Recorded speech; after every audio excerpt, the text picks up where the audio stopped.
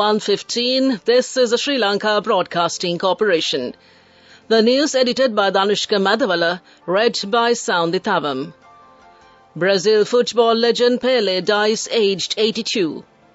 The Elections Commission says that the date of nomination for the local government election will be informed by the first week of next month.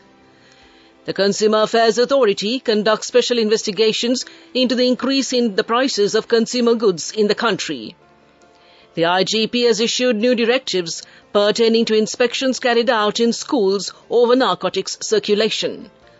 A special 2-day dengue prevention program is being held today and tomorrow. And Netanyahu's hardline new government takes office in Israel. Brazilian football legend Pelé, arguably the greatest player ever, has died at the age of 82.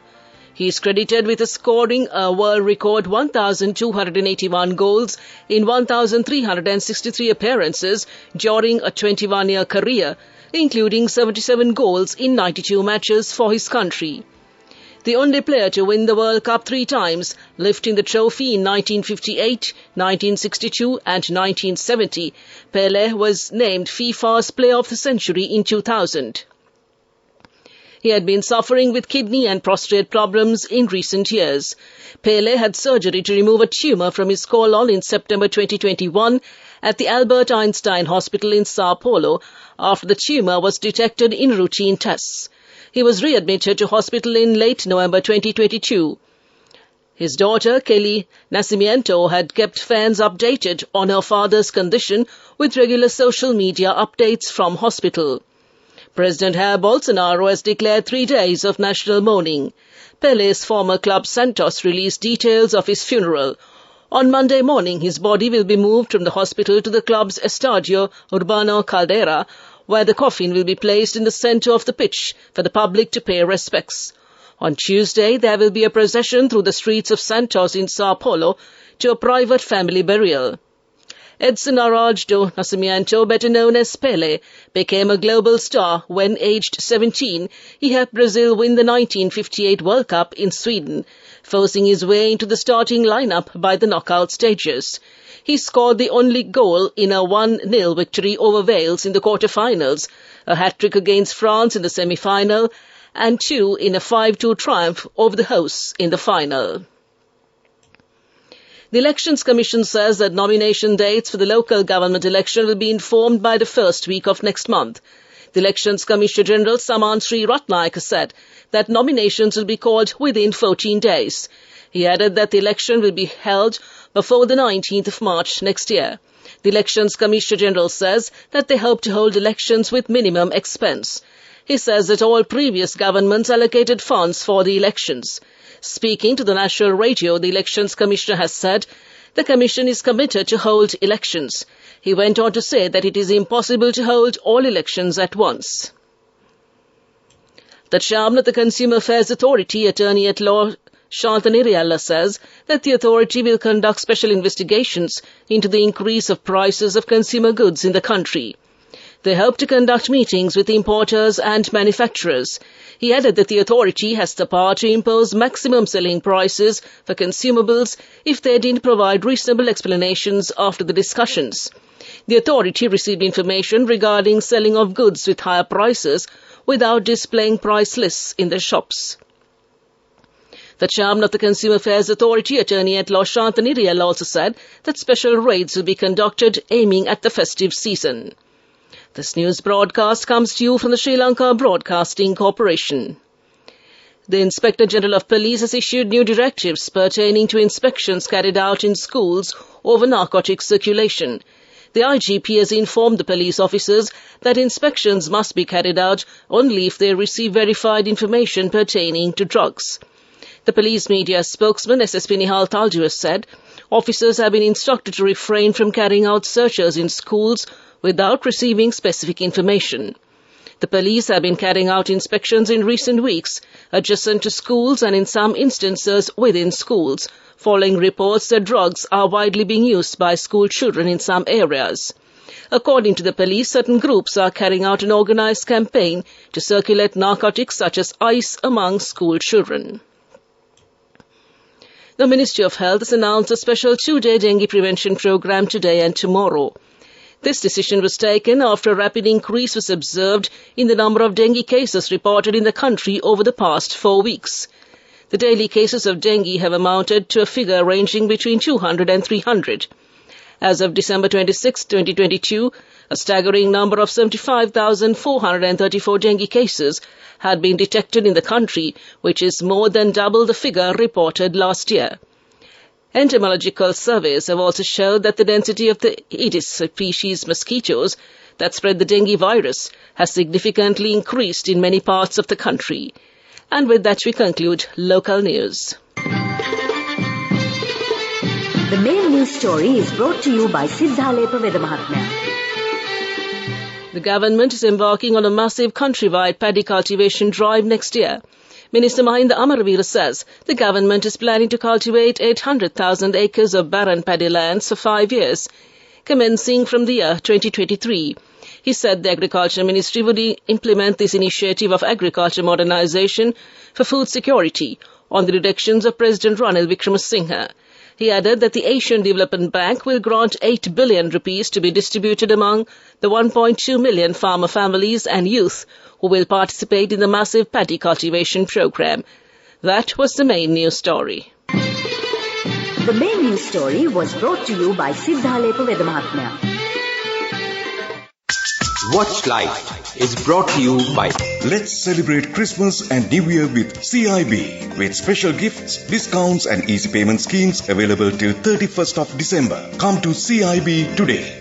Professor Lalita Disanaik of the Peradeniya University's Geography Department said unauthorized construction beside the Mahaveli River, Pinga Oya and the Central Canal are the cause for the recent floods in the Kandy city, and more floods can be expected in the future unless steps are taken to remove these constructions. She pointed out that the Pinga Oya spills several times a year, inundating the Akurana town, making the A9 highway vulnerable for erosion from several places between Ambathanna and Akurana. That came to you in Watchlight. Let's celebrate Christmas and New Year with CIB, with special gifts, discounts and easy payment schemes available till 31st of December. Come to CIB today. World News, brought to you by courtesy of... We give you the strength to rise higher and higher. Never step back, but always march forward. Empowering you to reach greater heights. People's Leasing, the trusted leader. Making headlines this afternoon, Netanyahu's hardline new government takes office in Israel. Indian Prime Minister Modi's mother dies aged 99. And ex-Pope Benedict's failing health presents difficult decisions for the Vatican. The most religious and hardline government in Israel's history has been sworn in. Benjamin Netanyahu returns as Prime Minister after his Likud party formed a coalition with ultra-nationalist and ultra-Orthodox Jewish allies. There is domestic and international concern it will inflame the conflict with the Palestinians, damage the judiciary and restrict minority rights. Mr. Netanyahu has promised to pursue peace and safeguard civil rights. Addressing a special session of Parliament in Jerusalem, he stated that his administration would restore governance, peace and personal security to the citizens of Israel. Indian Prime Minister Narendra Modi's mother, Hiraben Modi, has died at the age of 99. She had been admitted to hospital in the western state of Gujarat, where she lived after her health deteriorated. Quote, "A glorious century rests at the feet of God," unquote, Mr. Modi tweeted. He was seen lighting his mother's funeral pyre in Gandhinagar on Friday morning. The Indian Prime Minister often visited his mother to seek her blessings on important occasions and festivals. Her life and sacrifices had shaped his mind, personality and self-confidence, Mr. Modi wrote on the 18th of June when Hiraben turned 99. The Catholic Church has strict protocols in place following the death of its leader, but ex-Pope Benedict's health wanes. It is unclear whether those same protocols will apply to a retired pope known as Emeritus. When Benedict XVI resigned in 2013 citing old age, he became the first pope in 600 years to step down from the role. Born Joseph Ratzinger, the German cardinal was elected in April 2005 and chose to go by the name of Benedict. For almost a decade, there have in effect been two popes living at close quarters in the Vatican because Benedict had stayed in the Vatican gardens of the Mater Ecclesiae Monastery and appeared occasionally alongside his successor. Back to the headlines of the world news. Netanyahu's hardline new government takes office in Israel. Indian Prime Minister Modi's mother dies, aged 99. And ex-Pope Benedict's failing health presents difficult decisions for the Vatican. That concludes this bulletin of world news. World News. Brought to you by courtesy of... Amidst all challenges, we will rally around you and advance. In the face of hardships, let's stand strong together. Empowering you to reach greater heights. People's Leasing, the trusted leader. Development News. The Agriculture Ministry began depositing money in the bank accounts of the paddy farmers, utilising 8 billion rupees granted by the Asian Development Bank yesterday. Accordingly, small-scale farmers cultivating paddy will receive financial support for a maximum of 2 hectares during the upcoming cultivation season, where they will receive 10,000 rupees for 1 hectare cultivated and 20,000 rupees for 2 hectares cultivated. The ministry will inform the paddy farmers through an SMS once the money is deposited in their accounts. The SMS service was officially launched by the Agriculture Minister Mahinda Amaravira yesterday. It is expected to cultivate paddy in 800,000 hectares of land in the upcoming season, and 760,000 hectares of that are currently being cultivated, the ministry said. A sum of 4 billion rupees has been deposited in the farmers' accounts by yesterday, and another 2 billion will be deposited today. The balance 2 billion rupees will be deposited in the accounts after January 1st, the ministry said. That's development news, and we move on to sports. It's winter sports first. Austria's Matthias Mayr has announced his surprise retirement after a glittering career that featured 3 Olympic golds and 11 World Cup wins. The 32-year-old, the son of ex-racer Helmut Mayr, won gold at Sochi 2014, Pyeongchang 2018 and Beijing in 2022. Mayr won gold in the downhill in Sochi in 2014 and followed that with further Super G golds in Pyeongchang in 2018 and Beijing this year, when he also won downhill bronze. On to darts. World number 22 Chris Dobby said that his 4-1 win over Gary Anderson at the World Darts Championship was fueled by annoying comments from his opponent. Scotland's Anderson, a 2-time world champion, took the opening set in the third-round match at Alexandra Palace, but Englishman Dobby won the next 4. And on to soccer news. France striker Kylian Mbappe has said that he won't waste energy on such futile things when asked about Argentina goalkeeper Emiliano Martinez's taunts after the World Cup final. Martinez called for a minute's silence for Mbappe during his team's dressing room celebrations in Qatar and posed with a doll depicting the player. The fastest way to earn the highest interest, an interest rate of 22% in 4 months. NSB, the safest place for your money. Business News. Sponsored by National Savings Bank, the safest place for your money. A watchdog is to investigate Twitter after a hacker claimed to have private details linked to more than 400 million accounts. The hacker, Arushi, is demanding $200,000 to hand over the data, reported to include that of some celebrities, and delete it. Ireland's Data Protection Commission says it will examine Twitter's compliance with data protection law in relation to that security issue. Twitter has not commented on the claim. The data is said to include phone numbers and emails, including those belonging to celebrities and politicians, but the purported size of the haul is not confirmed. Only a small sample has so far been made public. That's business news, and we move on to economic news next. Business News.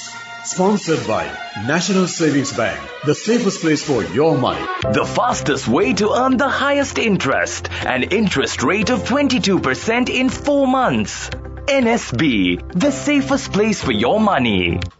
On to economic news, the All Ceylon Poultry Businessmen's Association President Ajit Gunasekara yesterday said that the association did not stop selling eggs at 55 rupees to customers. He said that his association will reach every town in the country to make available eggs at 55 rupees each. Gunasekara made these comments while speaking to the media in the Nuwara district yesterday afternoon and came to you in economic news. Weather report. The Met Department forecast that mainly fair weather will prevail over the island during the day today. To conclude this bulletin of news, a recap of the headlines. Brazil football legend Pelé dies aged 82. The Elections Commission says that the date of nomination for the local government election will be informed by the first week of next month. The Consumer Affairs Authority conducts special investigations into the increase in the price of consumer goods in the country. The IGP has issued new directives pertaining to inspections carried out in schools over the narcotics circulation. A special 2-day dengue prevention program is being held today and tomorrow. And Netanyahu's hardline new government takes office in Israel. That concludes this afternoon's news broadcast.